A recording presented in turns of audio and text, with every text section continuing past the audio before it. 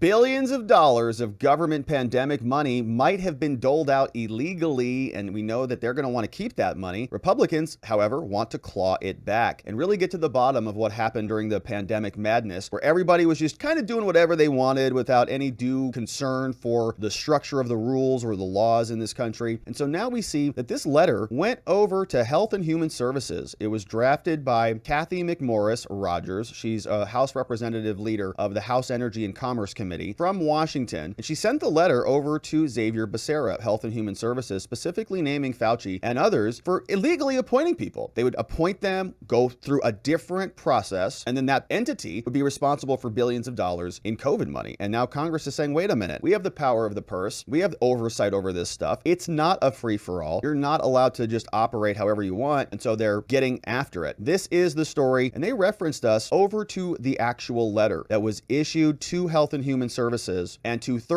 about 13 other institute centers about unlawfully holding their offices, right? A big umbrella of potential people who are implicated here. And so we see that from CBS, they've got some more information here. They say that billions of dollars in grants could be jeopardized by these appointments. The Biden administration allegedly failed to correctly reappoint more than a dozen top-ranking NIH leaders, National Institutes of Health, raising questions about the legality of billions in federal grants doled out to those officials over the year. Now, I know what their response will be. It's like, well, it's mostly accurate. You know, we were operating within the confines of the law because our intent was good and we were in the middle of an emergency, and so we don't have to do things by the book. Well, we've already seen how that works out here. They changed a bunch of the election rules. They changed property rights rules. They changed financial rules, student loan rules. Everything got changed. That's not how a nation of laws is supposed to work. So the claim was detailed in a letter. We're going to go through it, but it went over to Human Services Secretary Xavier Becerra. This came after a months-long probe by Kathy McMorris Rogers. She's the Republican chair, and she details for us exactly what is going on here. It says the Biden administration rebutted their accusations. They say, no. They responded on condition of anonymity from HHS, said the committee's misrepresenting all of this. The committee's letter stems from a Cures Act passed in 2016, which says directors at the top of the institutes within the NIH, they've got 5-year term limits before they must be reappointed. When the term limits of these 14 officials came due at the end of 2021, Biden says the NIH director correctly reappointed them. The NIH director. But the law says no, that they must be appointed by the secretary, Xavier Becerra, acting through the director of Institutes of Health. The way those officials were reappointed falls short of the law. And that is according to the House Energy and Commerce Committee Chairwoman Kathy McMorris. This is what she posted over on her member page. She says Energy and Commerce reveals that key officials, including Fauci, likely served unlawfully. Even Fauci was not properly appointed. So she is the chair. She says that they're revealing 14 NIH officials, including Fauci, not properly reappointed. This comes after a long investigation that began March 2022 and revealed their key findings. They sent this in a letter over to Xavier Becerra, and here's what it looks like. They say, hey, Xavier, dear secretary, we write raising serious concerns about you and your failure to follow the law and ensuring accountability about billions of dollars in taxpayer funding. And they don't even, it's just money to them. It's just rounding errors that the National Institutes of Health doled out. As detailed below, it became apparent that you did not reappoint a number of directors at the NIH, and your failure could have grave implications for the validity of actions taken by 14 NIH directors during their unlawful tenure, including the director, Dr. Anthony Fauci. They give us some details on this. They say, Congress passed this law. It's called the Century Cures Act, overwhelming bipartisan support under the Constitution. It says how this works. Directors must be appointed and reappointed, and it requires Health and Human Services, the secretary, to reappoint them. And the secretary is traditionally involved in senior level appointments, has approved a number of appointments. Taking a look at the section, it made the requirement explicitly clear. As noted by the law, 5-year renewable terms, and thus the NIH director can only recommend but not appoint senior leadership. That's got to go to you, Xavier. We got to follow the chain of command because that's what the law says. We know they hate following the law, but that's how it works. Otherwise, we have a nation in lawless fashion. They tell us about their investigation. They say it's become increasingly clear, Xavier, that you never appointed or reappointed the 14 directors in 2021. But you, HHS and NIH, repeatedly assured the committee, you told us in Congress, that they were validly reappointed appointed, but they did not produce the proper supporting documentation. They didn't give us the evidence of this. And Congress has the power of the purse, right? I mean, this is their power. If they earmark money for certain things and the executive branch is illegally doling that money out, Congress has every right to demand answers about it and claw it back. For example, in its first response to the committee, the NIH claimed the following. They said, all current IC directors who are serving have undergone review and they've been reappointed to new terms. And they even submitted a chart that showed that the NIH director was the official who made the reappointments, which even if true is contrary to the law. Not allowed to do that. We sent a letter and finally Health and Human Services finally produced a document and they showed that some issues were reappointed. However, the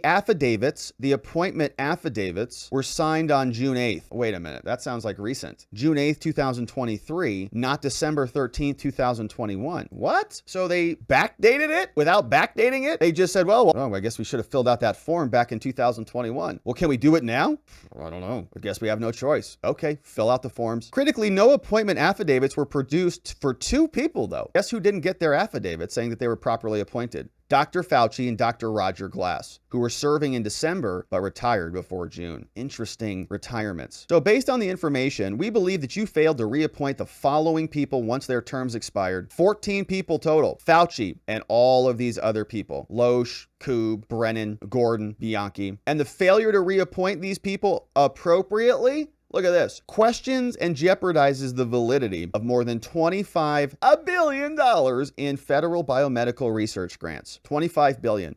You know how much money that is? Oh man, it's crazy. I mean, think about the size of that as just a company. It's a massive company. For 1 year, turning a $25 billion profit, they just handed out to NIH people. Federal biomedical research grants. It is an ungodly amount of money. The 21st Century Cures Act requires them to make and review all the final decisions before awarding the competitive grants, but you guys didn't do it. The appointment affidavits apparently ratify the prior selection of the NIH and prospectively reappoint them, but that's out of alignment with the law. Fauci, the highest federal paid employee with a salary of almost $500,000, made controversial decisions. He gave a ton of money over to EcoHealth Alliance, and we've got questions about double billing from NIH. They've amassed a ton of records and authority, and they were not even properly appointed when they did it. The fact that you failed to legally appoint 50% of your directors is unacceptable. You've not complied with your oath, and this is a misrepresentation to Congress. And we intend to get a full accounting of who at Health and Human Services and National Institutes who misled our congressional committee and why. You're operating in bad faith. It would be grossly unfair for Fauci, who unlawfully held his position, to use his authority to push authoritarian mandates against the American people. And so I have a bunch of questions for you. Who are these people and what criteria is used for their reappointments? Who is involved in these reappointments and what are the memos articulating this stuff? What HR resources did you use? I want copies of all of the materials and the various attempts at appointments that you made. Give me information about what you did once you realized that you were in violation of the Constitution. Give me your understanding of the law of all these things.